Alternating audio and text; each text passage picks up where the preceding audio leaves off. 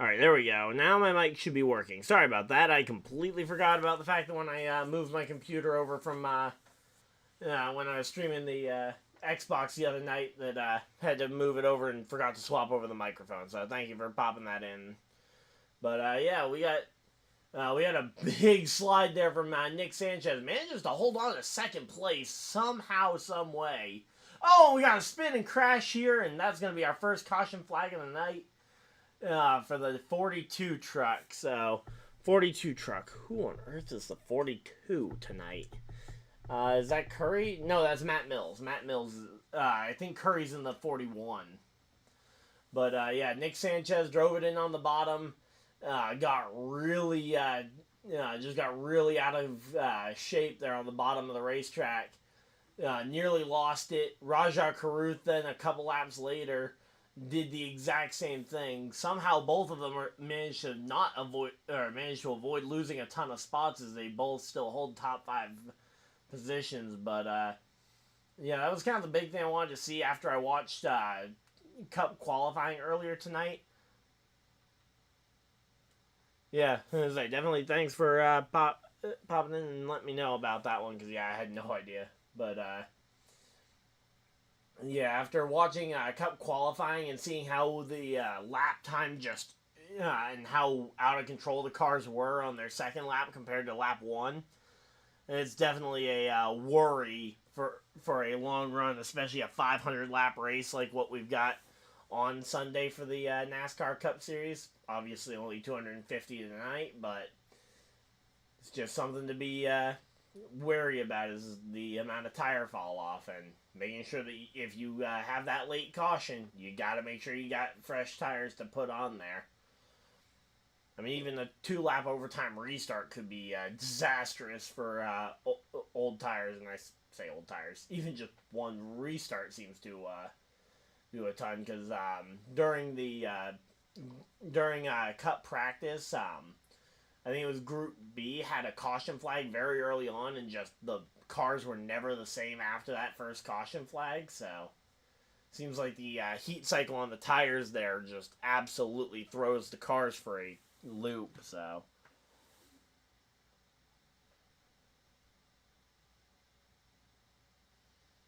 all right, there we go. We are all set and got this one. Yeah, Kyle Busch is in the yeah, he's gonna be in the truck race tonight. He's got 5 truck starts scheduled. He did Atlanta, Vegas. Tonight is race number 3 of 5 for Kyle Busch. But yeah, he's up there in 4th place right now on the leaderboard. If let me actually see, make sure the leaderboard is actually up there and updating, because I've had some trouble with the leaderboard in recent weeks. So there we go. Alright, just gonna center that a little bit. So yeah, I'm a big Kyle Busch fan, so trust me, I'll keep you updated on where Kyle Busch is today. Bummed he ended up missing out on the top 10 shootout for the pole in the Cup race, but yeah, so yeah, Kyle Busch and Rajah Caruth both up in the top 5 right now. Not sure where their third teammate is running at the moment. Let me go ahead and also, if anyone does the NASCAR fan reward system, you can go ahead and get your 50 free points by checking in on the app. And as I say, you can use those points towards free NASCAR stuff, whether that be race tickets, die casts, or other NASCAR branded merch. So yeah, anytime you can take advantage of a system and get some free stuff, it's always cool. So I've currently got a bank balance on the year of about 1,200, hoping to build that up here. Oh, okay, and the dashboard question is actually a tough one. Let's go. It's been a minute since there was a tough dashboard question for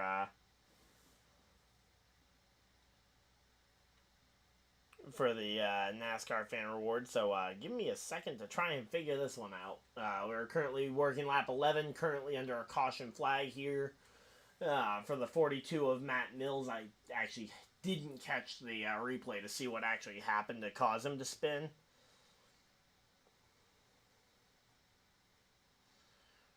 let's see. So, since 2020, what percentage of the Championship 4 drivers finished in the top 10 in the Spring Phoenix race?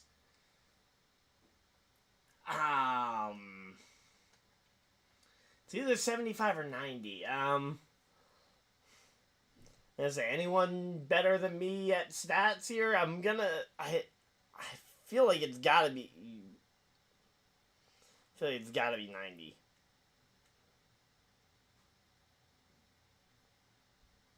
Well, let's see. It is 75. Okay, well, I say if anyone hasn't already gone and put in their guess, you can go ahead and get some points. I think I missed out because my thing's actually on the spinny screen. Let me go ahead and trying to refresh the app.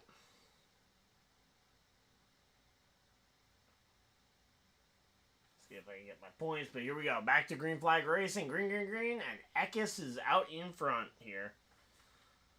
So there we go. And Nick Sanchez and Taylor Gray fighting it out for second there. You got Kyle Busch is in the Group 1001 car. The gray with like teal and I would almost say a brick orange almost on that car. Maybe even a copper.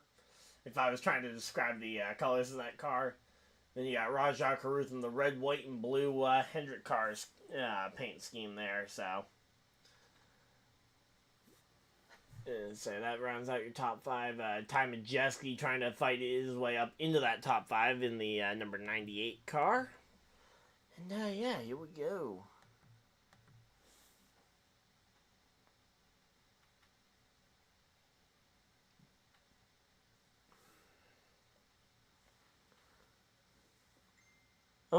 Oh, yo, do you know about the race? I have a question. Yeah, I know about the race. I've been watching it since it went green, but yeah. Go ahead and fire your question as we got, oh, here we go. Caden Honeycutt passing Caruth. Rajah Caruth is actually dropping like a rock here. What happened to him? I looked down for a moment to see if I was able to get my NASCAR fan reward points, and oh, okay, yeah, he got big time loose off the corner, leading to him dropping out of the top 5, and now he's gotten passed by Honeycutt. I thought Honeycutt had just gone and passed like 6 guys, and that was not the case apparently. So Rajah Caruth now trying to fend off Ben Rhodes for the 9th position here. But yeah, right now though you got. Is that Chandler Smith? I'm assuming that's Chandler Smith. Actually, he's the only Smith I think that races for Toyota. So you got Chandler Smith in the 81. You got Ankrum driving that number 18 truck. Both running pretty well here. And say it's definitely a risky pick to say Kyle Busch worse than 3rd, but I mean it is Bristol and anything could happen, but it is definitely a risky pick. I probably would have taken the over, but I'm also a Kyle Busch fan. I wouldn't ever want to have to root against Kyle Busch, so. But as of right now, he's not running inside the top 3. He didn't qualify inside the top 3, so, I mean, theoretically, yeah, it could definitely hit. Not to mention, I mean, with how out of control we've seen some of these trucks, and say I think that actually bodes better for Kyle Busch. I think the experience of both the fact that he's been able to run both truck and cup practice sessions today. I think that experience on the track will help him, but also the sheer number of laps he's run on this at this track compared to what some of these truck series drivers, like for example Tyler Ankrum. I mean, he's been in the Truck Series for a while, but he's only ever really run the truck races, which means he only earns about 250 laps a race versus Kyle Busch, who runs 500 laps every time he shows up to Bristol, pretty much. But here we go. Daniel Dye, Daniel Dye trying to hold off Corey Heim here in 13th. Is what they're showing on track here. Heim's definitely hitting that back bumper, gonna try and make a pass here. Oh yeah, he's starting to get impatient. And there we go. Yep, he puts the bumper to Daniel Dye. Dye up the track just a bit with a wiggle there, and that's going to be Corey Heim going on by. Corey Heim wants to try and make his name known here. Gonna try and pop himself up into that top 10, maybe even top 5 conversation for the stage finish as we're 28 laps in. But, yeah, again, I try to remove and or state my bias whenever I'm talking about one of my guys, because, yeah. But Kyle Busch is definitely one of those guys that I never like to root against, and I always tend to overestimate how good he's going to end up doing. But, yeah. It's one of those things as well where it looks like he's going to take his time making his way to the front because he doesn't need to worry about getting stage points either. And Daniel Dye is chopping the nose of whoever that is behind him off. I couldn't tell exactly who it is because the back bumper cam is not really as good as the Cup one is. But yeah, whoever that is right behind Daniel Dye is getting the nose chopped off. Pretty much every single corner as they're going to commercial break, and it's not a side-by-side, so I don't get to see anything on the track. Yay. No, that is, sorry, that is Zane Smith in the 91. I thought that was the 81, so I thought it was a Toyota, but no, that's the 91, and Zane Smith is in that truck, not Chandler Smith. I know Chandler Smith is in the 81 Cup, or 81 Xfinity Series car for Joe Gibbs this year. For some reason, I guess I just looked up at the screen and thought it was an 81. Not to mention there was an 18 right behind him, so maybe I just conflated those two, but yep. So there we go. Got that all done. And yeah, we're just chilling here. Let's actually pull up the Cup qualifying stuff, because a couple of drivers I wanted to shout out there. As we get ready for the Cup race tomorrow, I'll be streaming that one just the same way I'm doing this one, so let's go ahead and pull this one up. Starting lineup, there it is. So starting lineup for the Food City 500. So you got Ryan Blaney and Josh Berry was a big surprise in Cup qualifying. Berry able to go up there, qualify inside the top 5, and actually qualifies on the front row for the first time in his Cup career, I believe. I mean, that bodes very well for Stuart Haas potentially this week. Not to mention Chase Briscoe also up inside the top 10 was a welcome surprise. Denny Hamlin in 3rd. 4th was Joey Logano. Chase Elliott inside the top 5. Not too much of a surprise there. Then you got guys like Michael McDowell and Bubba Wallace getting up into the top 10. I'm real excited for Michael McDowell to finally be getting some of the recognition that he deserves as a what I believe is a top 10 driver. But, yeah. Let's see. Kyle Larson as well. Kyle Larson, William Byron also making their way into the top 10. So, all 3 of the Hendrick drivers up into the top 10. The only one missing was Alex Bowman.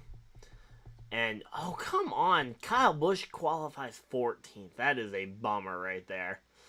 Martin Truex Jr. 11th. 12th was Bell. 13th, Harrison Burton. And we are back from commercial break. So that was just a quick going through the Cup qualifying there. But, yeah, here we go. So we are back to watching this one. We got 23 laps to go here at Bristol. You go to a commercial break and you just lose a ton of laps real quick. And there we go. Kyle Busch made the pass during the commercial break to move past the car, Nick Sanchez there, up into the 3rd position. So, Bronx, just so I can keep track for you, is it that he has to finish higher than 3rd, or is it like and there goes Keith McGee around. Well, we got a caution flag, and we'll have a chance to talk about this one, but yeah, is your thing, I'm assuming you're playing one of the fantasy games where it's an over or under 3.0 or an over under 3.5. I'm just wondering where exactly that line is so that I can help you know if he finishes right in 3rd. is that enough for it to potentially hit or miss?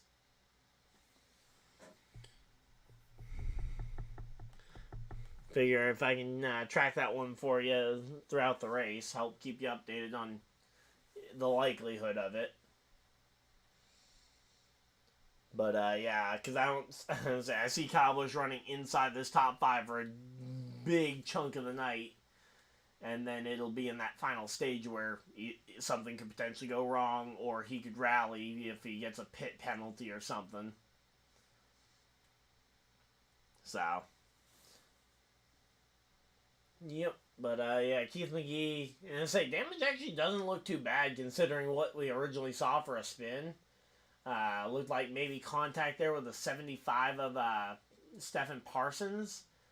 Oh, yeah, he just got loose right in front of Stephen Parsons, tagged the 17 as well.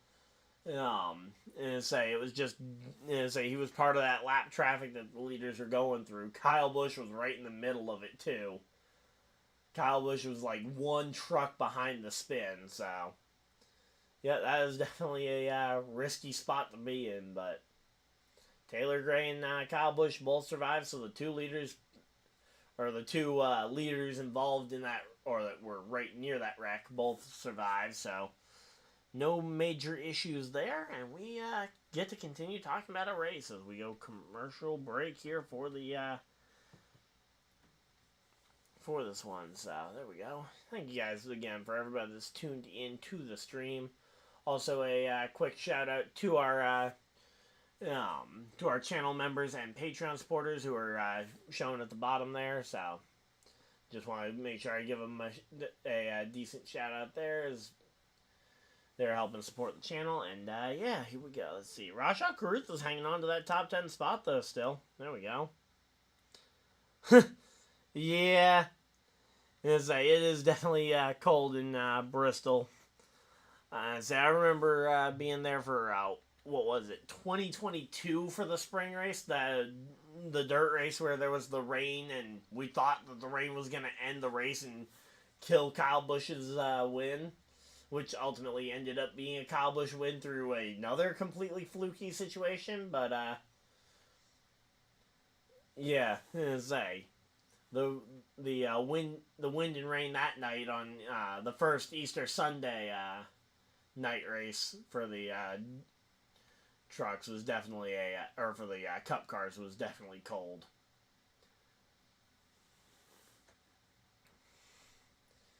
And I think it was snowing, and I think some of my friends were talking about it snowing in Delaware or something earlier today as well. So, gonna go find more beer.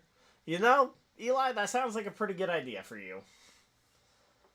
I don't got any beer, but I don't actually have any water at all, so I'm going to go run and grab a water real quick. I'm going to go ahead and throw you guys to a real quick commercial break, and I will be right back, so don't go anywhere.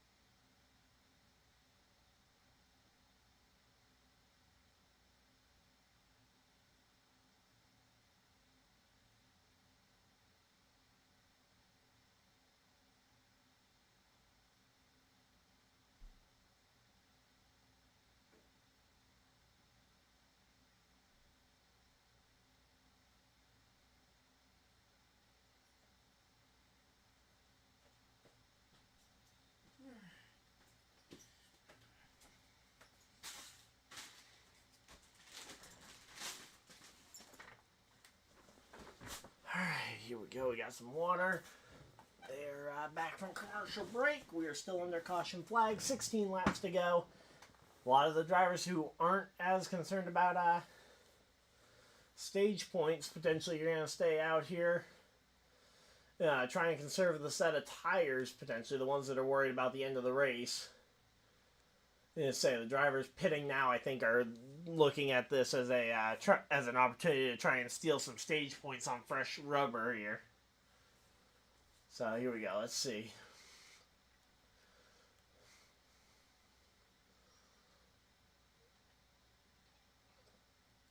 Oh, whoa! Kyle Busch threading a needle there. Had not seen that happen there. But yeah, the 5 of Dean Thompson checked up the 7 there, forcing him to absolutely thread the needle through between the 98 of Majeski. Ends up getting a pass on. Okay, so that's when he passed Sanchez. So yeah, that's a pretty good pass for the for position right there. So, yep. It's a very gutsy pass right there to have made, but hey, that's Kyle Busch right there for you.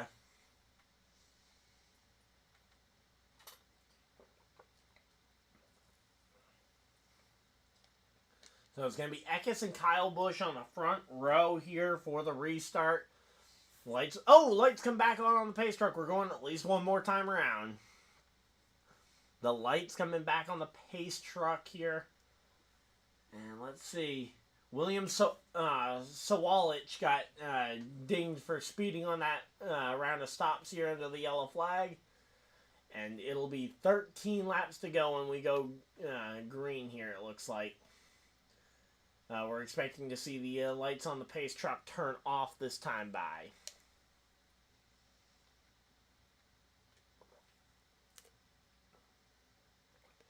Alright, here we go. And yep, there we go. Lights have turned back off on the pace truck. They were originally off and came back on in 3 and 4, so... Lights are off on the pace truck, though. That signals that we are going green this time by. And it is Eckes and Kyle Busch out in front. You got Taylor Gray and Sanchez on the second row. It's going to be a fight here. 13-lap sprint to the checkers here. We're gonna get a chance to see, is fresh rubber worth a lot, or is it gonna be about track position here tonight, late in the race? As we go green flags out, we're back to racing. And here we go. Kyle Busch gonna stick on that inside. He is gonna battle side by side, door to doors. Scraping doors there. It's Kyle Busch to the race lead over Christian Eckes.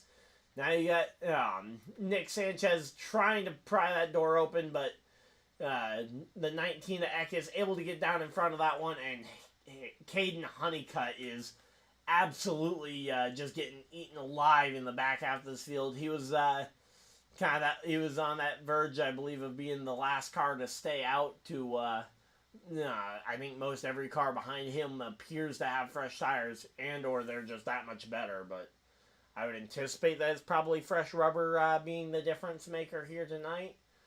But we'll have to wait and see how they actually perform as they get ready here. And here we go. Eckes trying to battle back with a little bit of contact to Kyle Busch's rear end.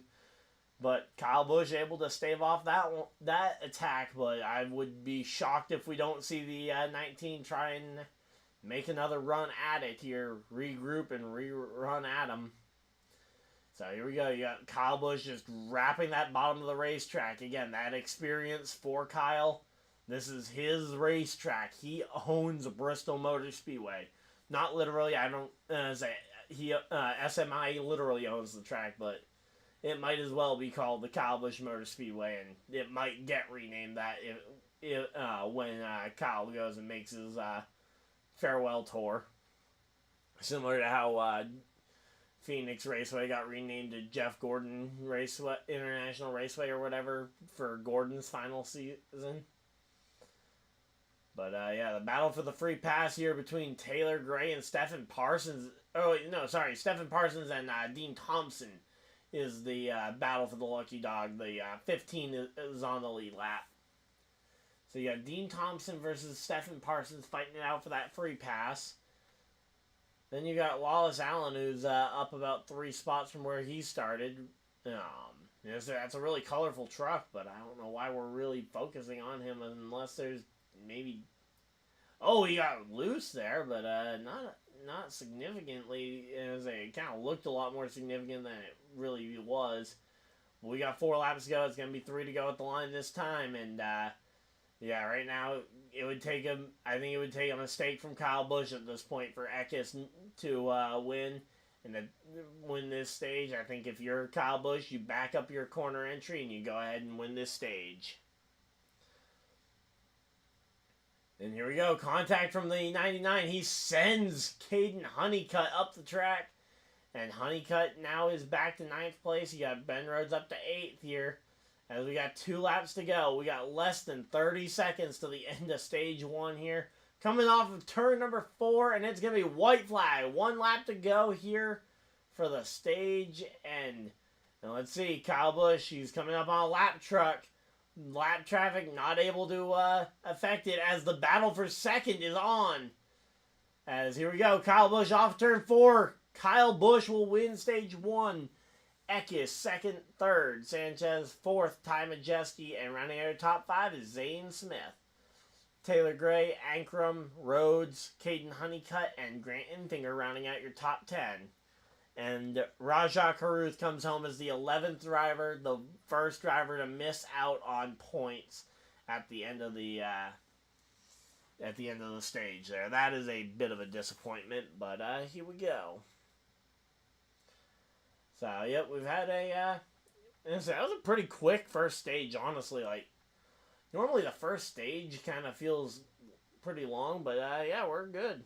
There we go. That was a really quick stage and a really exciting finish to it, too. Kyle Busch versus Christian Eckes there, going out there and winning it. So, let's see. Anybody notable? Oh, yeah, Ross Chastain had a really bad qualifying run. Him, Chris Buescher, both having really bad qualifying runs. They're going to be coming from deep in the field tomorrow. Alex Bowman, all 3 of his teammates qualified inside the top 10, yet he's in 29th. I think at some point there's going to have to be questions asked about Alex Bowman. I'm not saying to throw him in the retirement home or anything, but I think the questions should at least be asked at this point as to what has happened with him over the last year or so. Because ever since his back injury in the spring, he just has not really looked like himself. Suarez and Stenhouse coming from deep in the field. That's not really overly surprising. Daniel Hemrick qualified pretty well here. Corey LaJoie and Zane Smith actually being the best of the... is he the best Spire car? I believe he is the best Spire car, which I believe that might be a first for him. Yeah, that is a first for Zane Smith being the best Spire car here. At least in the qualifying. We'll have to wait and see if they can manage to maintain that as we come around for the start here.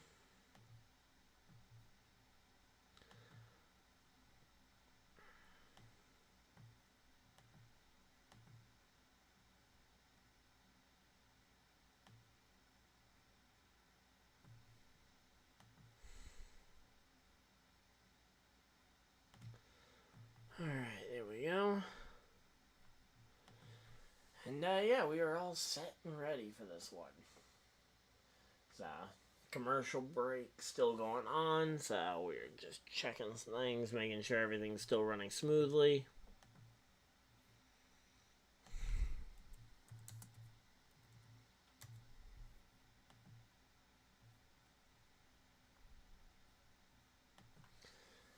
Alright, let's see. So, there we go. They're back from commercial break. We're getting ready for a round of green flag stops. The guys who pit for those fresh tires, I think at this point you gotta stay out on this one to try and work with that rubber. And I say, if you pit here, if you pit before the caution and you're pitting now, you're absolutely putting yourself in a really bad spot here. So, yep, so now the broadcast is talking about the thing. So in turn 2, under caution flag, you have to enter pit road in turn 2, and you'll go all the way around and exit near turn 1 for the thing. But under green flag, you only have to go down the side of the side of the pit stall that or the side of pit road that you're actually on. So, for example, if you're pitting on the back straightaway, you can enter in 2, and you just and you can leave right on turn 2 as well. And it can also make it easier for a potentially like a rookie driver to go ahead and just pit on the back straightaway and make that the pit area. And here we go. Pit road's open, but drivers aren't coming. Maybe they think they can make it to the end of stage 2 here on one set of tires. I would be a little worried about that, considering the way we've seen this grip go on restarts. And this will be now, what, your third or fourth heat cycle on this set of tires? I mean, I think most of these drivers should be able to handle it. The question is, though, at what point will they not be able to keep handling it? Because it's going to get worrisome at some point here. And real quick, I guess we'll go ahead and take a look at the IMSA race as well, because I know the 12 Hours of Sebring is happening right now. So we'll go ahead and we'll take a look at that, keep you guys updated, because I know there was a big scary wreck there as well today. I got a chance to see that replay.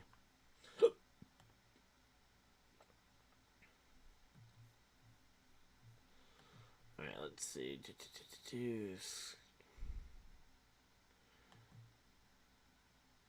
I'm not even really trying to watch it. I just want to kind of see a leaderboard for IMSA. And I say I won't be doing.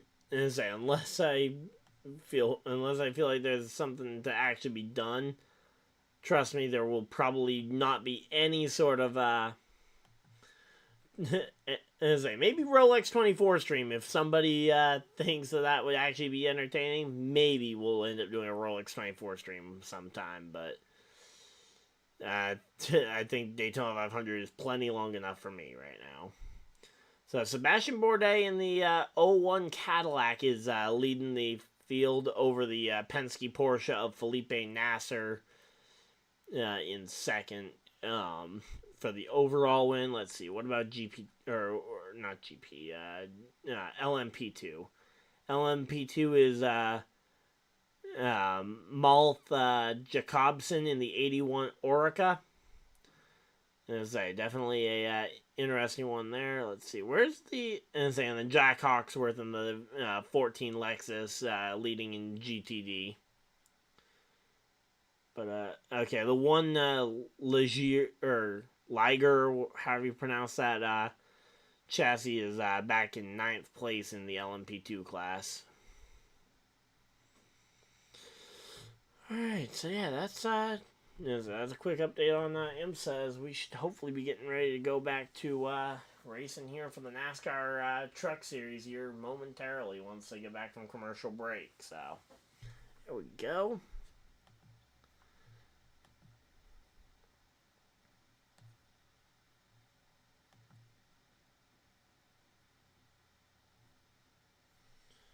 Alright, let's see. What all is trending on Twitter right now? Let's just see what is actually happening in the world outside of racing. Warriors versus Lakers. Okay, apparently that game is going on. Justin Fields getting traded seems to be a big thing. Stephon Diggs is trending, and so is Trey Lance. What on earth is going on with Trey Lance?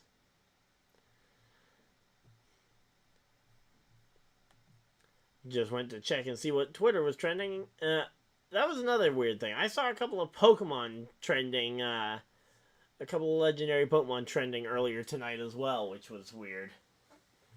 But let's see. Latest, let's see.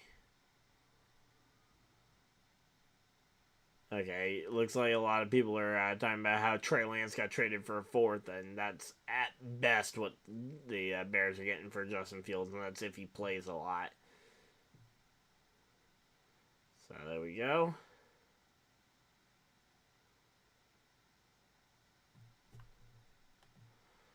Alright, here we go. They are actually back from commercial break and ready to go.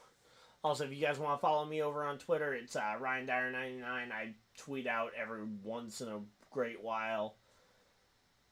Usually, if I'm on Twitter, it's more so that I'm either I'm checking for either sports news or I'm looking for kitten pictures, because that's pretty much the only two things I find value out of on Twitter, is keeping updated on sports news and cute animal videos. So, yep. But here we go. They're doubled up and ready to go. Green flag racing. Lights are off on the pace truck, and we're ready to go back to racing. Kyle Busch and Sanchez on the top row. Inside row looks to be the 19 and 98 here. 1998 on the inside. Let's go. Green, green, green. Green flag's out. We found a joke to make. I was looking for a joke to make, and 1998 on the inside works. And there we go. Kyle Busch is gone and away.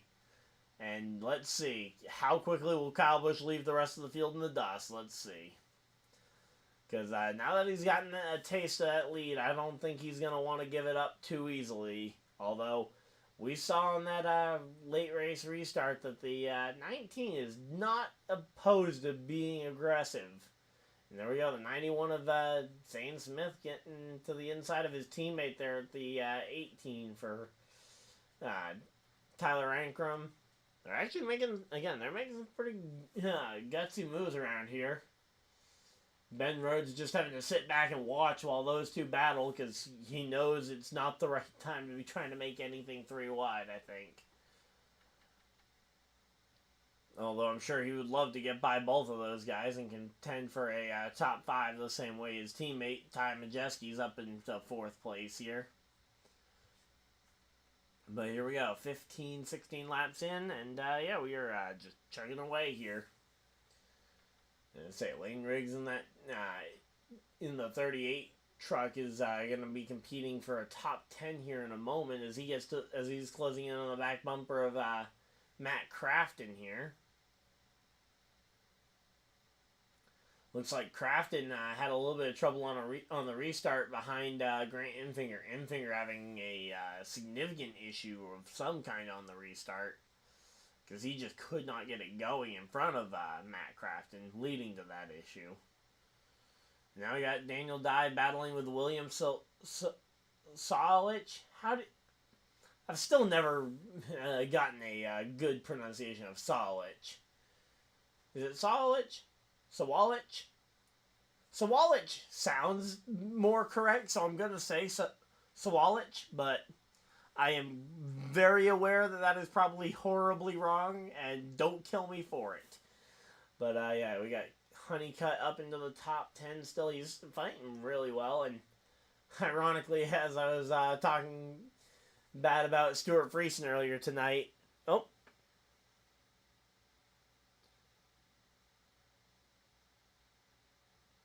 I mean, he's slowly getting worse and worse, but, I mean, he's leading the race right now. I mean, yeah, at the Cup level, he definitely does not look like his 2015 to 2019 self, but, I don't know. Kyle Busch is still one of the best drivers, especially around this racetrack.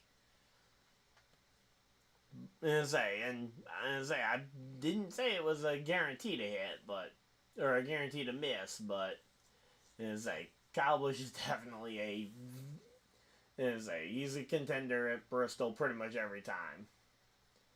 And there we go, Corey Heim making a pass here on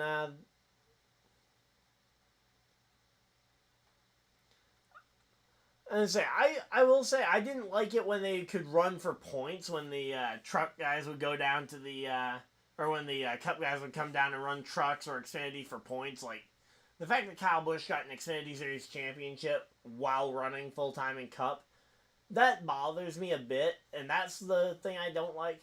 I don't mind allowing the Cup drivers to come down and run a double duty, because Kyle Busch is only allowed to run 5 of these races. I mean, yeah, he's run a lot to start the year, but after he's only got 2 more starts in the Truck Series this year after tonight.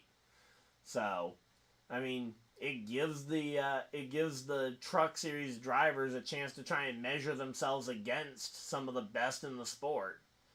I mean, when Chase Elliott's come down here, and I've said the same thing about a lot of these drivers.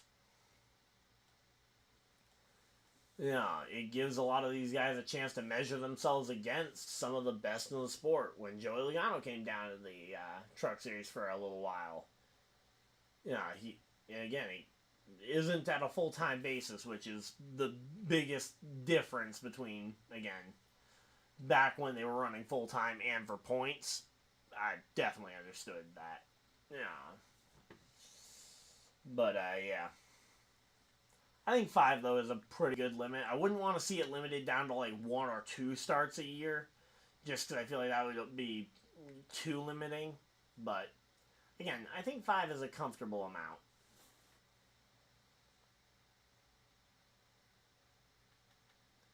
Yep.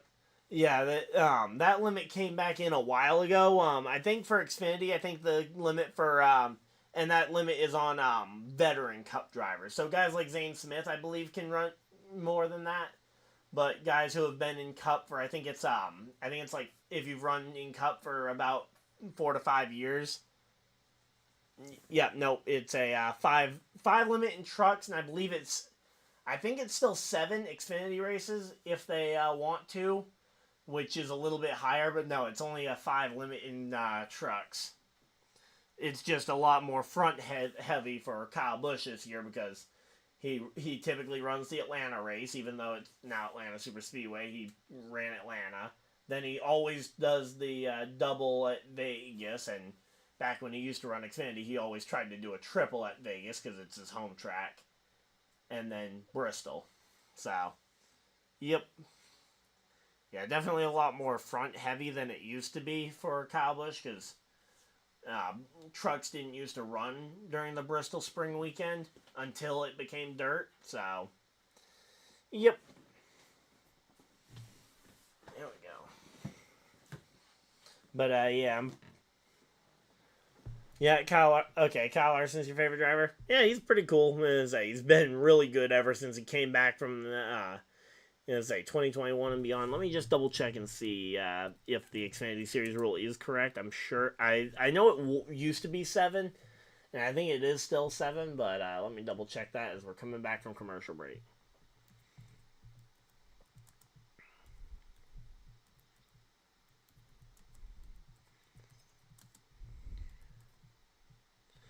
Alright, how many Xfinity Series races? Okay, they are actually limited to 5 in the Xfinity and Truck Series, and it's if they have... So it's full-time Cup Series points with 3 or more years of experience. So, yeah, once they hit 3 years of experience and 5 races in each series. There we go, Lane Riggs is up into the top 10. Let's go. Lane Riggs in that number 38 Front Row Motorsports Ford. So, yep.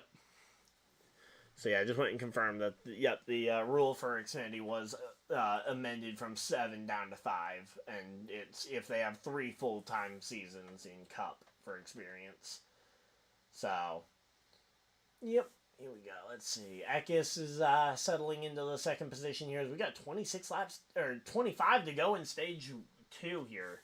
The stages are just evaporating here at Bristol. Kyle Busch going and trying to put Ty Dillon a lap down. There we go. He puts Ty Dillon a lap down, and now the 19 is trying to follow him through, but this lap traffic could end up becoming a problem for Kyle Busch. It almost took him out earlier.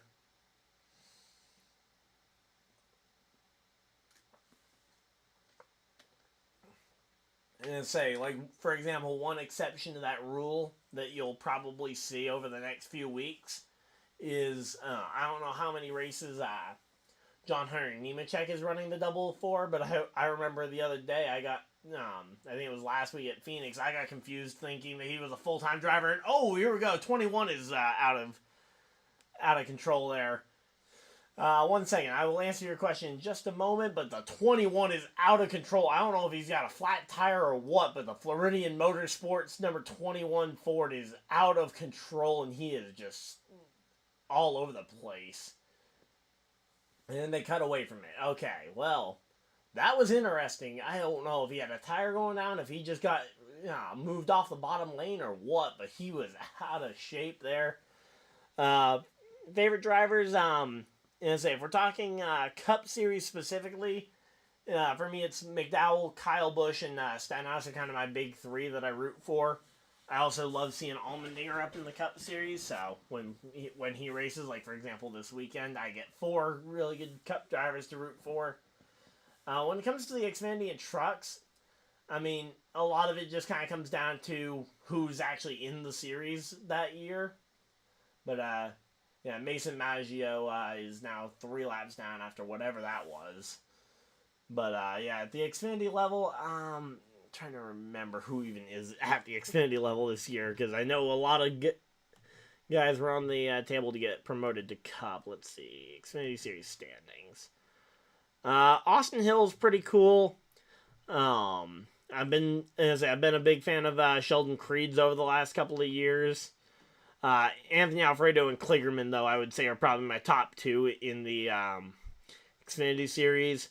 Shane Van Gisbergen I've been rooting for as well because he's the new shiny thing in the Xfinity Series. So, and then at the truck level, I'd say probably Nick Sanchez has kind of become my favorite truck driver. Yeah, although I do like myself a little bit of Ty Majeski when it comes to series regulars who have been here for a while. Heim's also pretty cool. But, yeah. Okay, yeah, you were asking about cups. Yeah. Okay, your grandma would like that take. Okay, well, hey, you know what? And say, for the most part, I was a Carl Edwards fan for the longest time. Before he retired, and then when I saw a lot of my friends who were, say, Gordon fans or Tony Stewart fans or Dale Jr. fans, even when I saw them kind of trying to brace for the retirement thing, and especially the Dale or the Jeff Gordon fans, seeing some of the struggles they went through, I tried to find some drivers to diversify. Oh yeah, Chastain. Hey, Chastain, if he will reinvent the rule book. I mean, he's already done it once at the Cup level, but he'll go ahead and find a way to drive that screwdriver into the rule book and find something that wasn't even there. But, yeah. And I still root for a lot of the Roush guys. In fact, right over here on my desk, I've actually got a Ryan Newman Castrol car, unironically, right on my desk here. Then I've got Matt Kenseth's final win car up right by my TV, so. Yep. Oh, hey, Kenneth, how's it going? Ooh, we got a raid coming in. All right. Thank you, guys. Wow, and I say, we've actually had a lot of people hanging out in chat here tonight, as we got 9 laps to go in stage number 2. And I say, Kyle Busch holds about a half-second lead over Eckes.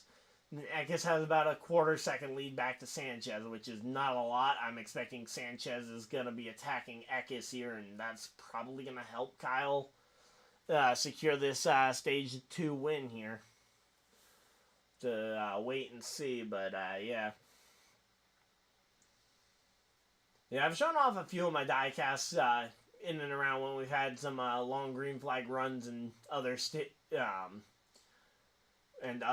streams where there wasn't constant action going on. But Bristol, it's pretty hard to find a time where there isn't constant action except for under the caution flag. And oh, here we go, Daniel Dye moving up to the middle of 3 wide here. Yep. I hated Busch when they were a Gordon fan. And now you get to joke with him. Whoa! What the? 66 and Connor Jones was on the apron. What on earth was he doing down there? Was he coming off pit road? Like, I have no idea what. He was running the JP line. I have no idea what that was about, but yeah, I mean, for those of you guys who don't know, yeah, in the Thomas Cup Series, we got a guy in our league, JP, who runs that line, but I have no idea why any real driver would be down there. It doesn't run. This is not a video game. That type of move does not work.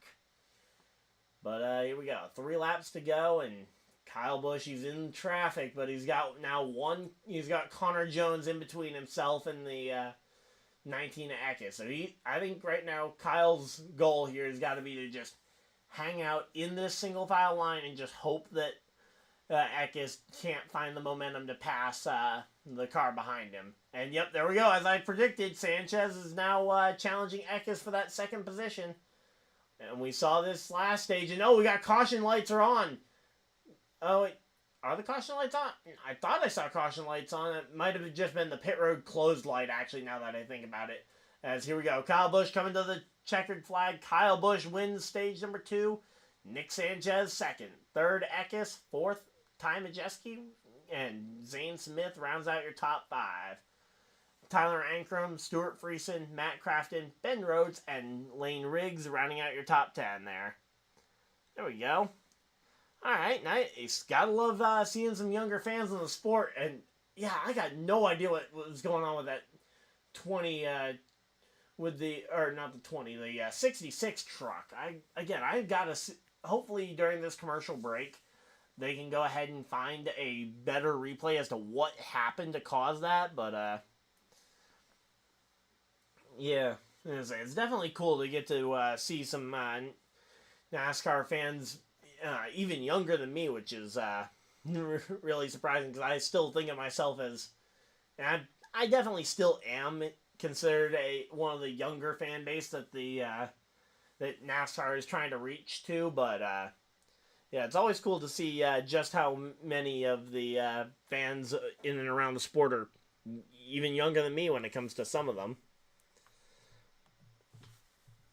I mean, I'll be just hanging out in some NASCAR threads on Twitter every once in a while. Again, I don't hang out there too often, but when I do, and it's like, oh yeah, people are talking about, oh yeah, who was the Cup champion when you were born? And it's like, yeah, that was Jeff Gordon for me. But curious to see curious to see if if you guys want to go ahead and share who yours was. But, yeah, like, for example, most... Oh, yep, there we go. There's a few people. CeeLo says hi. All right, well, welcome in. We got a raid from CeeLo. Thank you, guys. We got Holly B, we got Richard, we got Baby Astro, Teresa, and Kelly hopping in here. Thank you, guys, for everybody that's popping in. All right, so, yeah, we are under commercial break right now. Oh yeah, go right ahead. I won't. I definitely won't stop you. We got raid from CeeLo. Thank you guys for everybody that's coming in. We got Bumblebee. We got David Hayes coming in from the CeeLo raid. So yeah, we are currently under a commercial break at the end of this stage. We got 120 laps to go. But yeah, throughout the off season for NASCAR, I've been going ahead and doing some NFL stuff, you might even be doing some NFL stuff here with the podcast, with a podcast here soon. But all right, thank you, Bumblebee. Oh wow, we got 30 people hanging out in here. Thank you guys for everybody's. Yeah, CeeLo Nation popping in. We got Eric, we got Jake, we got Stupid Roofer, we got Kenneth, we got we got a bunch of people. Thank you guys. Let's see. And we are just getting back from commercial break, and this would be the time. I would be shocked if we don't see all the leaders coming to pit road here. Like, Kyle Busch should be on pit road. I see the, oh, yep, there's the Kyle Busch crew getting warmed up, so. Here we go, let's see.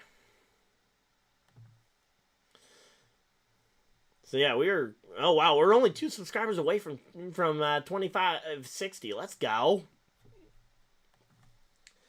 So, yep. There we go. Yeah, we still got more people coming in from the CeeLo raid. Thank you guys for everybody that's tuning in. So yeah, we'll be back again tomorrow as well for the Cup race. So we definitely cover as much NASCAR as I possibly can. Had a little bit of stuff away from the channel that's been keeping me busy, so the regular videos have been a little bit less common than I was hoping to, but hopefully should be back to normal pace this week. So yep, CeeLo raiding and bringing the heat. There we go. So yeah, here we go. Kyle Busch is on pit road. We got Ty Majeski. There goes Christian Eckes hitting his pit stall. Yep, Dale Earnhardt that was another thing that happened the same year I was born. Actually happened before I was born, so I never actually got a chance to watch him race in person before. But yeah. So here we go. We got, and everybody getting 4 tires and fuel here. You got Christian, or you got not Christian. I guess that was Ankrum going around the outside. Did not get to see the race off pit road here. You got Zane Smith still coming off pit road. Rajah Caruth with a really weird angle into his pit box. I don't know if he might have had an issue getting into that pit box, but that is definitely an unconventional angle. Oh, is the mic audio not good? I was gonna say, is it what's wrong with the mic audio? Because I thought the mic audio's been good. I know I forgot to turn it on to begin the stream, but I'm gonna say, here we go. Let's see, and now they're going to commercial break, and we are set here. I'm gonna say we are still hanging on to we got a decent boost of viewership there. We did cross that threshold. There we go. 2561 now. There we go. Yeah, Dale Sr. has that same reputation I think he's had. Is that he was the aggressive guy. He would knock you out the way. Very much a similar reputation to what, at least from what I've seen of Kyle Busch here. CeeLo says hi. Say definitely. Thank you to CeeLo for popping in there. Let's get this guy to 10K. Hey, you know what? I'll hit. If we can hit 3K, that'd be great. But yeah. But yeah, Dale Sr. Between rattling Terry's cage at this race, at the Bristol night race back in, what was that, 98? I think was when that happened. You've got stuff like that. So he definitely had that kind of reputation, and realistically, right now, I would say between Kyle Busch and Chastain, and even Joey Logano to an extent, there's more of that style of racing than ever. But yeah, Dale Sr. was one of the first guys to come in with that aggressive style.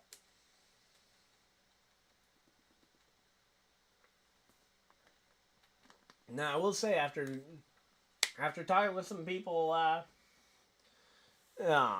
who actually know and were around to watch Dale Sr. back when he was racing, he was certainly not as universally loved as he is now on the the way he's absolutely loved and beloved by all of NASCAR fans. That was not the case back beforehand. They were not a fan of his style. But yeah, here we go. Alright, we got... Alright, there we go.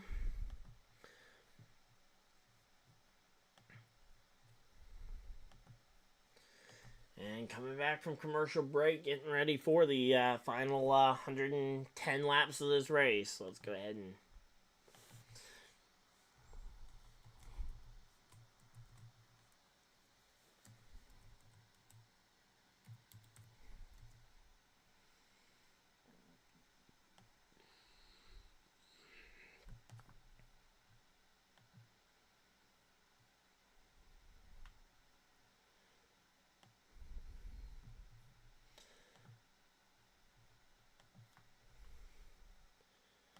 Alright, so there we go. And world's fastest half mile. It's been too long. I want to be back there, and I'm hoping to be back there for the September race. That's kind of my big goal. That's the race I want to travel for this year.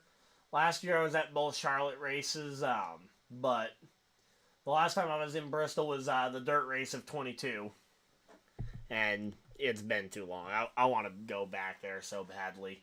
Here we go. Kyle Busch taking that outside line. Then you got Eckes on the inside. Ankrum and Majeski make up row number 2. Row 3 will be Crafton and Zane Smith. Corey Heim will fill in on the inside row 4. And Ben Rhodes on his outside. Row 5, Friesen and Imvinger. Bailey Curry in the 41 up into the top 11 here. He's up to 11th place. Let's go. Nice good run there. Let's go. We got a pretty good race going here. Again, really looking forward to tomorrow's race as we are going to be... Oh, lights are off in the pace truck and we are ready to go back to racing.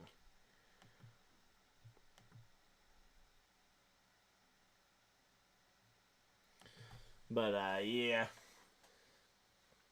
I'm going to say, Spring Bristol has always been a hit or miss based on the weather here. Green flag's out. We're back to racing. Kyle Busch launches from the front of the field. And now Kyle's biggest... Oh! Nearly contact there from the... Actually, I'm pretty certain there was contact there between the 18 and 19. But those two are teammates. They shouldn't be playing too rough with each other. But, yep, there's what Kyle didn't want to see. But, oh, yep, there's a spin. Ty Majeski in behind, and he collects his teammate, Ben Rhodes. That's going to be a caution flag. But I was going to say, the thing Kyle did not want to see behind him wasn't necessarily a caution. He didn't want to see Majeski battling with somebody else behind him, allowing him and Eckes to both break away. He wanted... He wanted Ankrum and Eckes to end up fighting with each other here, but instead they ended up going and they ended up being Majeski versus Ankrum, who were battling it out for position, and then ultimately Majeski got loose, spun around, and collected his teammate, and I don't know who else may have gotten some damage in that one, but man, that was a mess.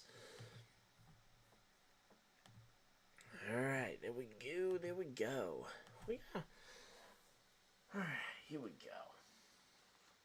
In fact, actually, I have a race win diecast from Bristol Spring Race. Actually, is the other diecast up on my shelf by the TV. I've got Kyle Busch's Skittles car from that, what was it, the 2018 Spring Race, where he and Kyle Larson had the Kyle and Kyle show part. Who knows what at this point? Like, how many 1-2 finishes have the two Kyles had? And has Larson actually been able to get one on Kyle Busch at this point in a 1-2 finish? Because I know back then, Kyle Larson hadn't been able to beat Kyle Busch in a 1-2 finish at either Truck, Xfinity, or Cup level. I don't think they've actually had a 1-2 finish at all in trucks, but in Xfinity and Cup, I know they've had a bunch of them. But at the time, Kyle had won them all. Well, Kyle Busch had won them all. And Larson had come up second. But there we go.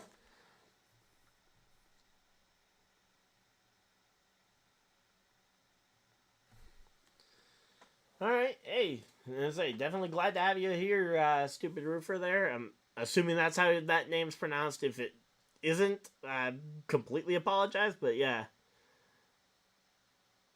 Definitely, as I say, getting to 10K would be amazing here. But, yeah, that just, as I'm saying, there was nothing prompted. It just looked like a wiggle off the corner for the 98 of Ty Majeski, and he just collects the 99. And, again, luckily, it seems like those were the only two cars with significant damage involved in this crash, which is kind of amazing considering it happened right at the front of the field, right on a restart where everybody was stacked up behind each other.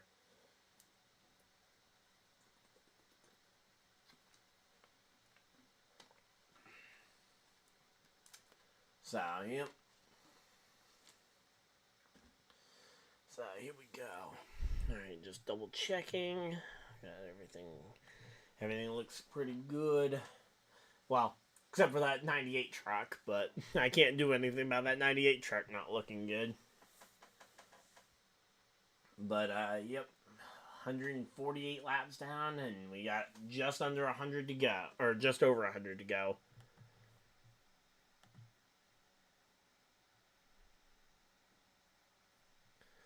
Alright, let's see. How is the 12 hours of Sebring happening? I know we checked in a little bit ago, but let's see how they're doing. Live scoring. Alright. Sebastian Bourdais is leading over the number 40 Acura. Felipe Nasser in the Penske Porsche is down to third in that in the 12 Hours of Sebring. Connor Zilic, he was signed to a development deal with Trackhouse Racing. He's currently leading in the LMP2 class, driving that number 18 Orica chassis there. Let's see, where's the Ligier chassis? That one's up to 7th in LMP2. Not terrible, but it's just kind of one of those. It's in the middle of the pack. Oh, wow. GTD Pro, though, we've got a bit of a change. Jack Hawksworth is currently, he's now down to third in class. The number 62 Ferrari is actually out in front of the pace there. And then you've got the number 3 Corvette in behind in second there. So, bit of a Sebring 12 Hours. And hey, if this race does is there any chance that if the Sebring race doesn't end? Sebring's gonna end before this race does.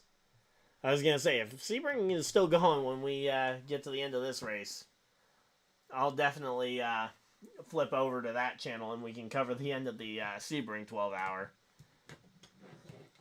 Not sure I'm ready for a full 12 or 24 hour event, especially where I work full time too. So, trying to make it all work, but maybe one day we'll end up doing a 24-hour stream of the Rolex 24. All right, let's see.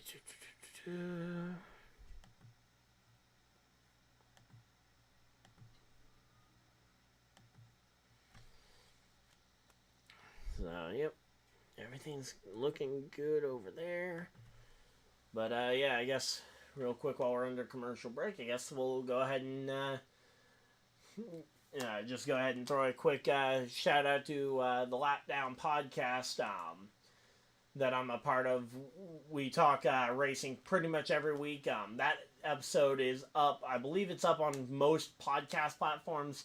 The YouTube version was taking a little bit longer. It'll be up after this stream, so go ahead and check that one out. The YouTube link is in the description, so you guys go ahead and check that out after this race. But yeah, or wherever else you end up getting your podcast from. I just know I prefer the YouTube version of podcasts most of the time, so quick shout out over there to the Lapdown guys. And here we go. Lights are off on the pace truck. Pace truck dives for cover, and we are ready to go back racing. And here we go. Green, green, green. Green flag's out, and we're back to racing. Kyle Busch on the top side. Nowhere near as good of a restart for Kyle Busch this time. The 19 is right there on his inside door panel. And at this point, I think the way that Kyle Busch took that lead, I would not be surprised to see the 19 go and use up the side of that 7 car, although 7 able to get out in front and clear. Kyle Busch. Oh, yep, here we go. Back to the inside goes the 19. I was going to say the 7 cleared for the moment, but now here comes the 19 off the corner. And yep, there's contact. Almost around goes the 7, but they both managed to hang on to that one. But, as I said, the 7... Kyle Busch in the 7 went and used up the side panel of the 19 to take the lead. So I'm not surprised to see the 19 of Christian Eckes willing to go and rough up Kyle Busch to try and get back by him. Here we go. We got the 11 of Corey Heim on that outside rolling here. And he's got the 18 of Ankrum was getting checked up on the top side literally as he popped out of line. Which definitely hurt the momentum of Corey Heim. But Heim's up into the top 10 here. And here we go. Ankrum definitely just does not look comfortable out here on the track right now. And I don't know what it is specifically, but... And now, yep, they're going to go ahead and show a replay of the...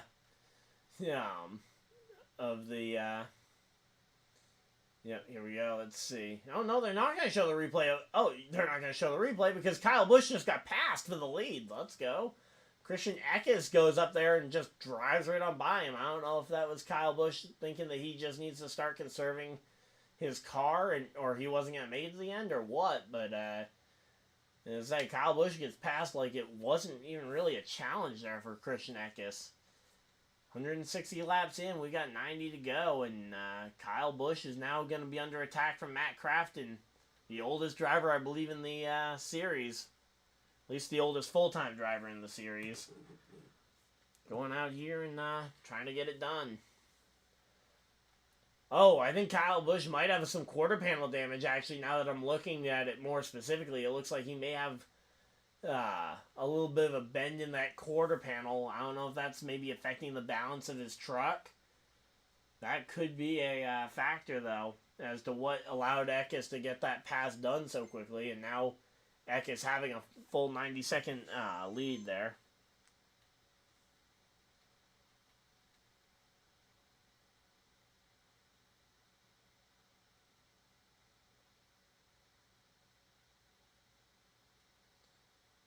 Alright, let's see.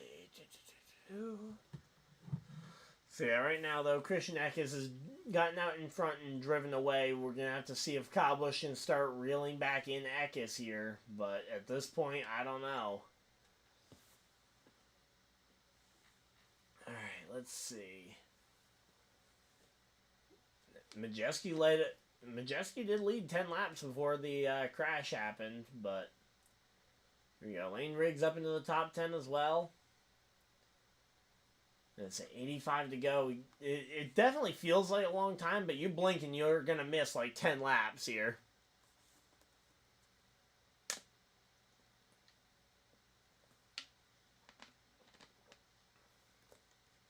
Alright, here we go.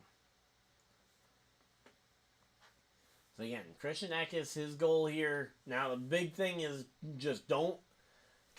Actually, wait a minute. I just thought about something. That could actually be exactly what Kyle Busch was waiting for.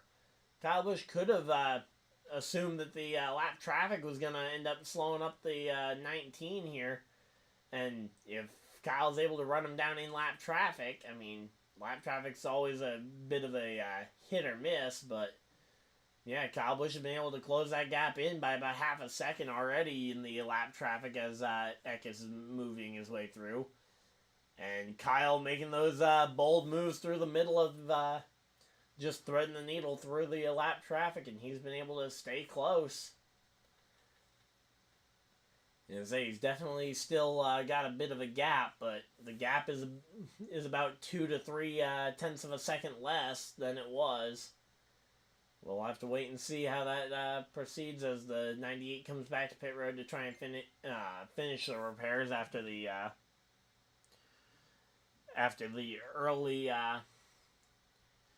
earlier wreck. No, he went out there, probably met minimum speed to try and make it to the to try and clear the crash clock so he could come back down and take the time to get it done. Where did Sanchez end up? Oh, he's 11th. Okay, he's been he dropped back at one point and just has been struggling to recover. I don't know if it was a bad pit stop there at the midway point, but yeah, he started second, was third in stage 1, second in stage 2. He was all in the top 5 up until the final stage here. But yeah, Kyle Busch is falling back to about a second behind Eckes. So, and there we go. We get picture in picture. Let's go. So now Eckes has caught lap traffic yet again, and we got a really slow truck on the top line. Not sure what was up with that truck, but yeah, they were about to go through wide, and then immediately had to get back down to 2 wide so that they had a lane for whoever that was, the slow truck going around. That was the 77 of Chase Purdy with some kind of issue. Not sure what the issue was. But whatever it was scary there for the leaders. But yeah, again, Kyle Busch, At times he looks like he's able to run him back down, but then he loses that time. You can say he's losing the time in the traffic, similarly to what the 19 is doing. And yep, here we go. There goes the 98. I believe he's going to get pushed behind the wall, and we are going to see the 98 retiring from this race. And here we go.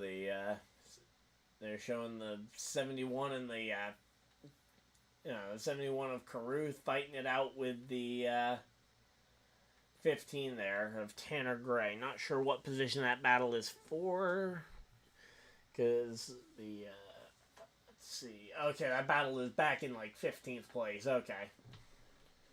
And there we go. The 76, a little bit out of shape there. Is not sure what they were showing that one for. They don't really have a whole lot of consistency. Just keep the camera on one spot and or have a good reason to flip it rather than just changing drivers to change drivers.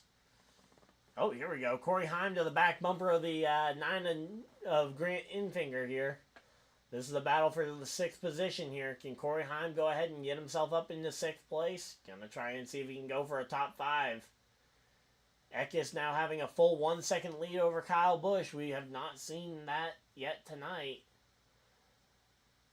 Next Saturday I won't be able to do the truck race. That is a bummer, but I'll be here for both Xfinity and Cup next weekend for the for SVG's first doubleheader weekend of his NASCAR career. Shane Van Gisbergen, he'll be racing in the Xfinity Series race on Saturday, and then in the Cup race on Sunday. And yeah, Layton Riggs looking a little bit out of shape here. Now he's got the 2 to his inside. He's going to have Caden Honeycutt trying to get back to the inside. I don't know why I keep wanting to say Hayden. I mean, I guess maybe it's because the last name starting with an H or something, but yeah, no, it's Caden Honeycutt in the 45 trying to make the pass. But Sanchez back up into the top 10 here. And let's see, again, right now Eckes has got the lead and he is just driving away with it. 1.3, it's now almost up to a 1.5 seconds here for Eckes. I say, we have not seen Kyle Busch fall back this far. Say on a green flag run, at least not right now. Alright, they've still got Ty Majeski in the car, so I believe he's still eligible to run the race if he doesn't get out the car here. But, as I say, I don't know on what the ruling is, considering they went to the, they cleared the crash clock, I believe. There we go, there's the 18 of Ankrum working his way around some lap traffic. But, yeah, right now you just gotta, I mean, I think everybody here is just trying to settle in for the run, because you still got 60 laps to go. You got a lot of laps. So, theoretically, as long as nothing goes horribly wrong, you should have plenty of time to make something happen here.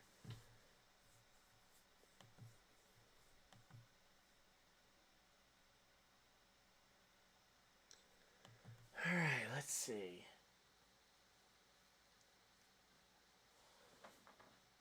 Say right now, Eckes. Oh, actually, Eckes' lead is getting cut down a little bit. I don't know if he's in lap traffic right now or something, but say that traffic, whatever it is, it caused Kyle Busch to be able to run him down by a 10th or 2 that last lap or 2. I mean, I know a 10th or 2 isn't a big deal when you've got that full second lead over him, but say every 10th counts.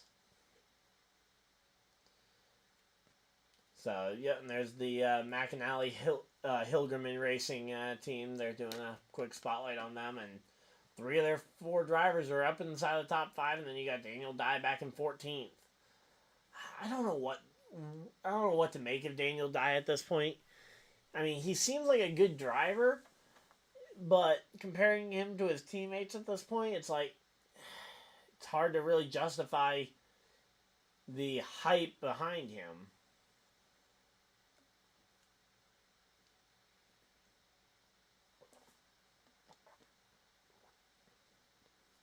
Alright, so here we go. Let's see. And just Eckes making his way through, and now Kyle Busch is stuck in that lap traffic. He actually got it down within half a second. Kyle Busch may have started to rally here. Either that or Eckes just got stuck in some really heavy lap traffic, but Kyle Busch has been able to navigate through it. It's now 7/10 of a second between them. 7/10 is the gap between Eckes and, oh, there we go. It's getting even closer here. It's about half a second now between the two. So Kyle Busch on the long run, he is proven to be able to run him down in lap traffic here, trying to make his way around him. Tries to go the outside here on the 76, gets around that one pretty effortlessly, and yeah, it just looks like through the lap traffic, the 7 is making sport of the cars as Eckes is having to fight each and every one. And, ooh, there we go. The 88 of Crafton having to battle his way past the lap traffic. So far, though, I think Busch has looked the most fluent through the lap traffic, although Kyle Busch still has one car left to pass, and now he and the 19 are back to being one car right in front of the other. No cars in between them. So Kyle can see the bumper of the 19, and he's got 50 laps to run him down. So even if he only runs him down by about 100th of a second a lap, which I think Kyle Busch is more than capable of doing more than that, but if he can just average about 100th of a second a lap, he can go ahead and win this race. So there we go. And again, after going behind Crafton, there's about a 3-second gap back to Zane Smith. Then another 3-second gap between Zane Smith and Tyler Ankrum for the 4th and 5th position. Then you got Infinger, who's a little bit closer to Ankrum than I think Ankrum would like here. There's about a 1-second gap between Ankrum and Infinger for that one. But yeah, right now though, Kyle Busch, again, he's just slowly chugging away at the 19's lead, and that lead is going to be a contested one here soon. And there we go, the 19 battling with the 99 here. And that allows Kyle Busch to close in even more, assuming that Ben Rhodes doesn't put up a massive fight on Kyle Busch. But here we go. Crafton has managed to make his way up to the back bumper of Kyle Busch, and that is not what Kyle wants to see. Kyle wants to be able to just run through the field, and oh yeah, the 99 is not going to give oh no, he is actually going to go up the track here and say he is going to battle with Kyle Busch, though, try and help his teammate there in the 88, and you know he's not going to fight the 88 when it comes to the 88 passing him. And oh, yep, there we go, the Brett Holmes machine. We talked about Brett Holmes a little bit over the last few races here.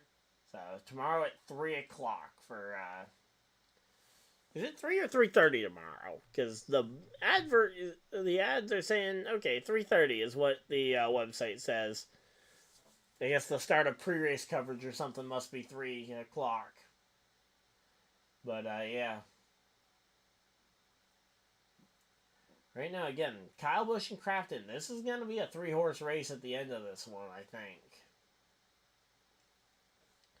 And I say, barring a caution, if we get a caution here, it'll easily be a 5, 6, 7-horse race. But if it goes green to the checkers here, one, that would be, I think, pretty close to unheard of by Bristol standards. And two, it would be amazing to see a 110 lap green flag run pretty much to the checkers. When was the last time we saw 110 laps to the checkers here? Or even really at any race, although realistically at at a track like this or Martinsville, you got a much better shot here. And oh, Kyle Busch is to the back bumper of the 19 after whatever that was in front of them. They have fought their way through the lap traffic, and Kyle Busch is on that bumper. And there we go, Kyle Busch all the way to the top of the track, maybe trying to take advantage of seeing Thad Moffitt in front of the 19. Oh, he gets a run off the corner. To the bottom of the racetrack goes Kyle. Kyle Busch and Christian Eckes now side by side for the lead. Battle for the lead is to the inside. It's Kyle Busch. Yeah, Eckes on that outside, but Eckes on the outside, it does not have a lap car in front of him. Potentially Eckes trying to use the 46 there as a pick, the same way that I had originally said that I thought Kyle Busch was using. And now you got Matt Crafton trying to make a pass on Kyle Busch. It is 3 cars. You can throw a blanket over them. 3 cars for the lead. And this race is about to be one of the best. This could be a race of the year candidate right here. I mean, I know it's going to be tough to top Atlanta, but man, good old truck racing on a short track, there is not much better than that. I mean, I would love to see the Truck Series go and run, say, Slinger Speedway or somewhere, another shorter oval, potentially. And trust me, Slinger Speedway can handle a truck-sized crowd, especially if the truck crowd looks anything like this one.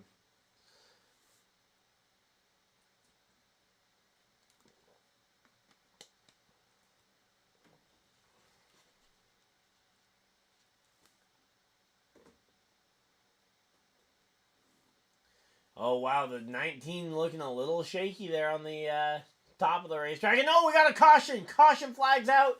The 52 of Stuart Friesen has gone around. There we go. Stuart Friesen has gone around, and that is going to bring out a caution flag. And oh, no. Nick Sanchez is had some damage from it, too.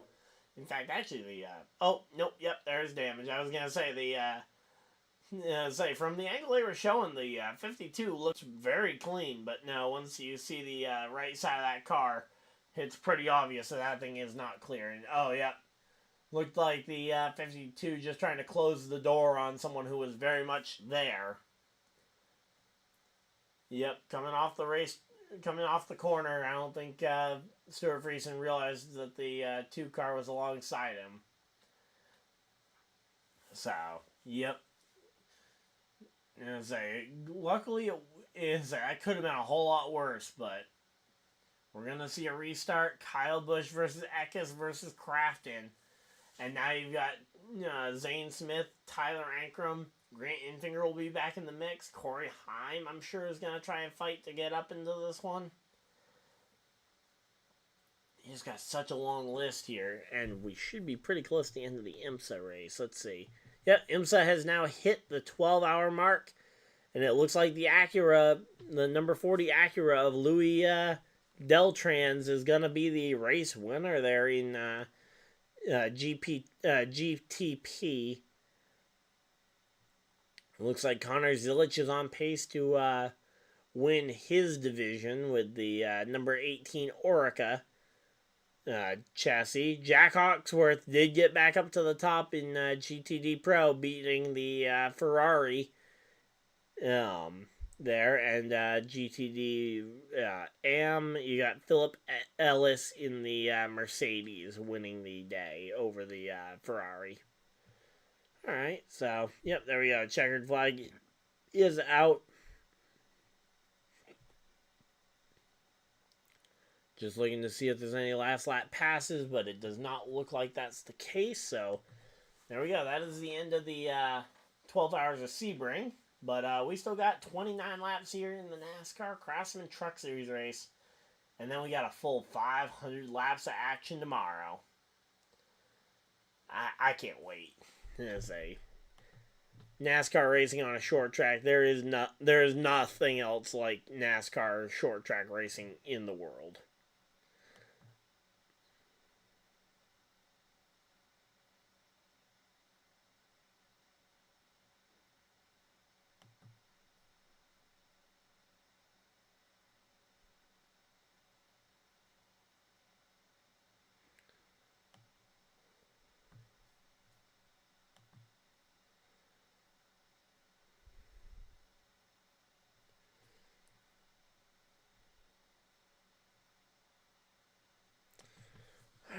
So here we go. Let's see.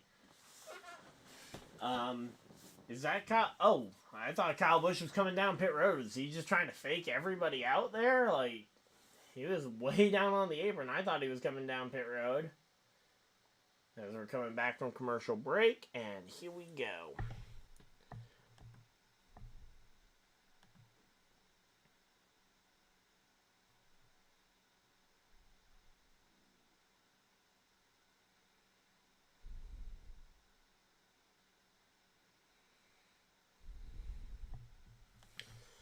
Alright, let's see.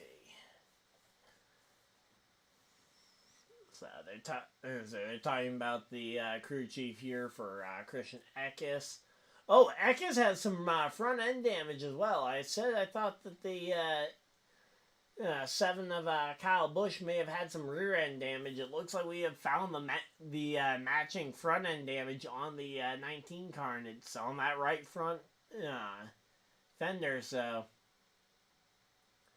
that could be a thing here as we go. Looks like. Okay, no, not choose cone. I thought they might be doing choose cone, but then I saw way too many trucks running right over the cone. So it looks like we're going around at least a couple more times. But yeah, we're gonna be it's gonna be less than 25 to go when we go green here. Let's see, what else do we got? Let's go ahead and find a Twitter discussion to go ahead and jump in on.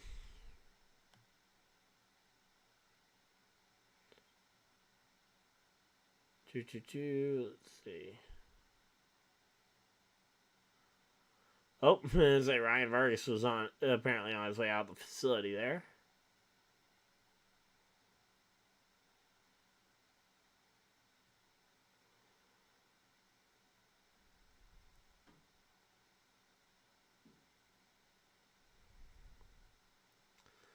Trying to find a good NASCAR discussion on Twitter to go ahead and chime in my opinion on here.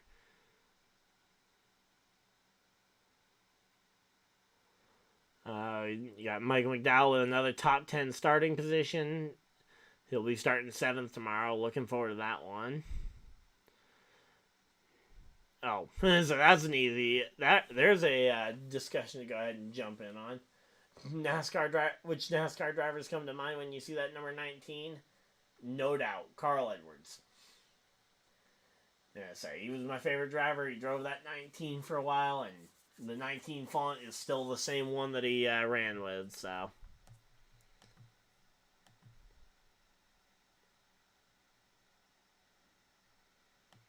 Alright, here we go. And green flag's back out there racing here, and you got the 19 there away with the lead, and now Zane Smith gonna try and follow his teammate through. Meanwhile, you got Kyle Busch fighting with Zane Smith here. Can Kyle Busch get clear? No. Oh yes, Kyle is able to get clear. There we go. Kyle Busch gets clear of Zane Smith, and 23 laps left. The 19 has the lead, but Kyle Busch is going to be in hot pursuit here, and you know he's got some speed. I feel like he's been hanging on to just that last little bit of speed, and we're going to have to hope that that's enough. If you're a Kyle Busch fan, if you don't like Kyle Busch, you're hoping Eckes has enough to hold on there, as he's already pulled out to about a half-second lead here. So, yeah, 0.6 of a second over Busch, and then there's about another half-second back to Smith here. But, honestly, I'm not sure we're done with caution flags with the way that the rest of the field is racing. You got Lane Riggs and Corey Heim battling it out for 6th place, tooth and nail there. You got Rajah Caruth up into the top 10. You got Caden Honeycutt and Bailey Curry trying to take that away from him. Although, there's actually a bit of a gap now between Caruth. I didn't realize there was a gap between those two. But, yeah, Eckes just slowly pulling away. And, yeah, Kyle Busch had the better long-run truck. It looks like it'll be a second or a third here probably for Kyle Busch. Hopefully, I know we had somebody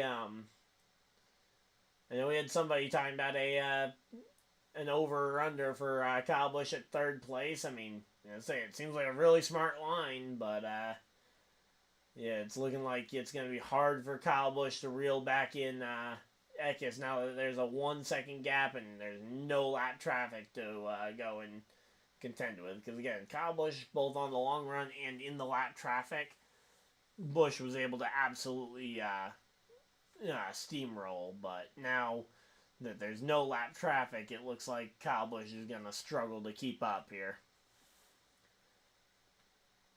Still plenty of storylines, though, up and down the field as Lane Riggs trying to hang on as Taylor Gray has gotten by him. You got Grant Enfinger now going to the inside of the young driver in that number 38 Ford. Potentially could be a contender for a Team Penske ride here in the near future, considering the new alliance with the Front Row Motorsports team and Team Penske. I'm going to say, not sure that there's necessarily an opening at Penske, aside from maybe that Wood Brothers 21 would be the only one I would say is a likely open, or would be a driver I think could get replaced this offseason. The other three drivers are either family connections or NASCAR champions. And, yeah, I mean, I think it would take more than just one bad season or one or two more bad seasons for Cinder to get bumped out, but I could see Burton being on his way out if he isn't successful here. But speaking of successful, though, Christian Eckes is absolutely driven away from Kyle Busch. It's a 1 second gap still, and I don't know what Kyle Busch can do here. He's going to have to search around, try and find something that Eckes isn't doing. I mean, the wall ride's banned, so even if that would be a benefit, which I don't even know if at this track it would be all that much of a benefit to just completely wall ride it, Hail Melon it, but I'd say that option's kind of off the table. Although, I mean, you could try and just run right against the fence regardless and just hope you don't hit the fence. But, yeah, right now, oh, there we go. They are actually starting to catch lap traffic. I didn't know if lap traffic was going to be a factor here. You got 8 laps to go, and Kyle Busch has entered the lap traffic with the 19, and here we go. That gap is certainly not what it was. And here we go. Let's go ahead and turn off the ads, and hopefully, or at least hopefully that'll turn off the ads. The ad indicator is now off. So there we go. We got commercial free for the final 6 laps here. As you got, here we go. Eckes trying to weave his way through the field. You got Kyle Busch flying around that outside, just hoping to try and reel him in. I don't know if there's enough of a gap right now. 5 laps to go here. Kyle Busch has got to get by both Brett Holmes and the 76 here really quick, and I don't know, it's very close. And I say, it's going to be close here if Kyle Busch can get to the back bumper of the 19. I don't know if he's going to be able to get around him, though. That's the biggest thing. Mason Maggio in the Floridian Motorsports 21. And they're making it work here. Kyle Busch has closed it into 0.4 of a second, but only 3 laps to go here. That is not a lot of time. It's now going to be 2 laps to go at the line. Kyle Busch, off the top of the racetrack, is trying everything he can to make Eckes work for this win. And hey, you know what? Again, this is what I love about seeing the truck versus Xfinity, or the truck versus Cup guys. You have not seen Christian Eckes get battle tested like this against another Truck Series regular here. And final lap, what can Kyle Busch do? It's the final lap of the race. Eckes to the inside, off of turn 4, nothing Kyle Busch can do. Christian Eckes is away with the race win. Eckes first, Kyle Busch comes home second. Zane Smith third. Fourth, Matt Crafton, and rounding out your top 5 is Tyler Ankrum. Corey Heim coming home 6th. 7th, Taylor Gray 7th. 8th, Rajah Caruth. 9th, Grant Enfinger, and rounding out the top 10 today is Lane Riggs. So, there we go. Man, that's exciting. Love to see that one. As I can't be too upset about that, although you know Kyle's upset because he was on the charge there. Comes up probably, if he'd had 1, maybe 2 more laps, he wins this race, I think.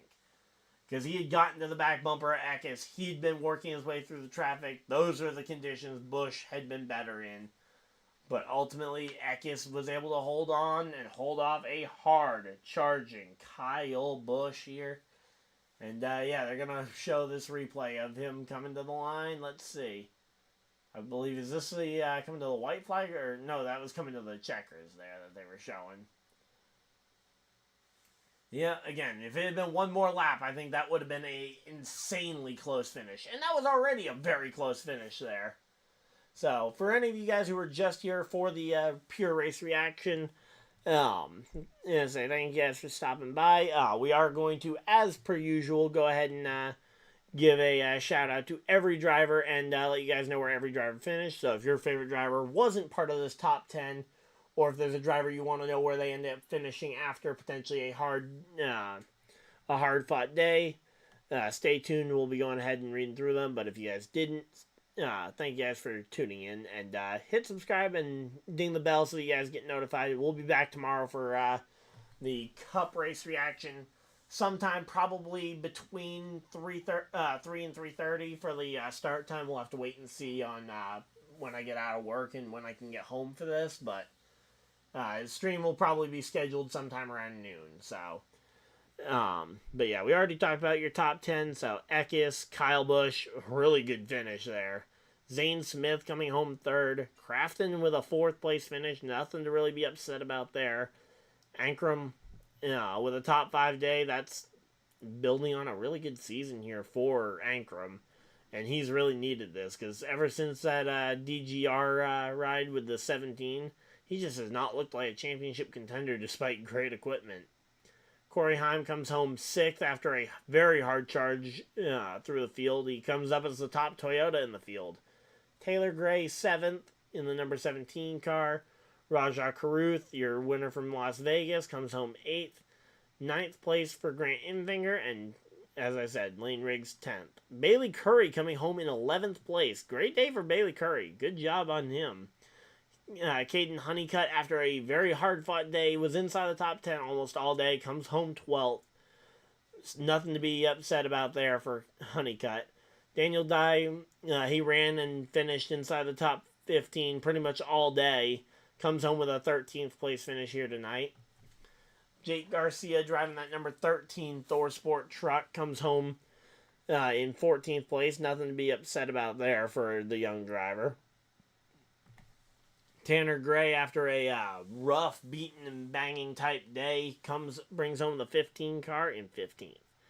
Ben Rhodes, after being involved in that caution with his teammate there, when the 98 spun, for him to finish on the lead lap in 16th place, that's impressive. Nick Sanchez also involved in a late caution with the 52 truck. He comes home as the last car on the lead lap in 17th place. Stephen Parsons, the first car, 1 lap down in the number 75 car, comes home 18th. Connor Jones, a driver who was absolutely all over the place tonight, but managed to not actually be the cause of a caution, comes home 19th. And Ty Dillon will round out your top 20. Williams Sawalich comes home 21st, the first car 2 laps down. Stuart Friesen, after that late race caution there for Friesen, comes home 22nd. Dean Thompson 23rd. Timmy Hill comes home 24th. Let's go, Timmy, the Intimidator, coming home 24th. And Matt Mills rounding out your top 25. Thad Moffitt in 26th place there. Wallace Allen 27th. Mason Massey comes home 28th.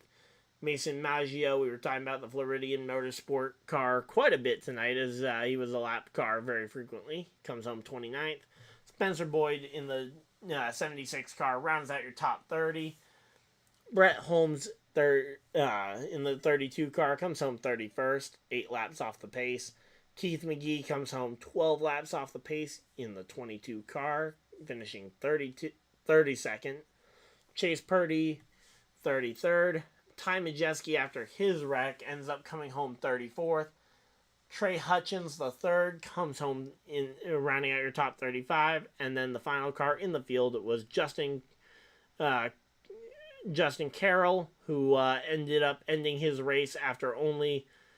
Actually, he made it a lot further than I thought. I was about to say only 7 laps, but no, he ends up 193 laps behind the pace and the last car in this race as he finishes 36th. But there we go. That is a rundown, though, through the entire Truck Series field from tonight's race. Hopefully you guys enjoyed. If you guys did, leave a like on the stream. Subscribe if you guys are new so you guys don't miss any future videos or live streams. And yeah, we'll be, as I said, we'll be back tomorrow for the NASCAR Cup Series race. And then, yeah, we've got a busy week ahead of us as we get ready for the first road course of the season next week. So hopefully you guys enjoyed, and I will see you guys in the next video, live stream, whatever you guys decide to do with the rest of your night. Have a great night, everybody, and goodbye!